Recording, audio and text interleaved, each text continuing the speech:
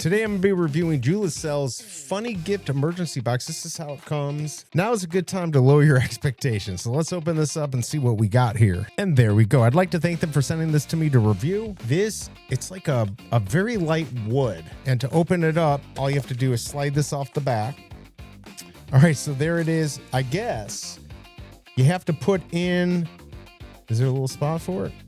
Oh, look, so you have to put the little eye on there for the hammer. All right, we got the hook on there. Pretty heavy and substantial, actually. That's what it looks like. There's the hammer.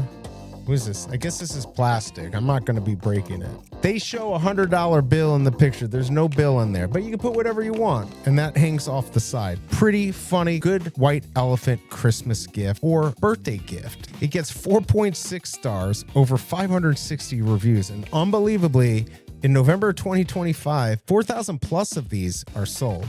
I hope this review helps, and I'll see you next time.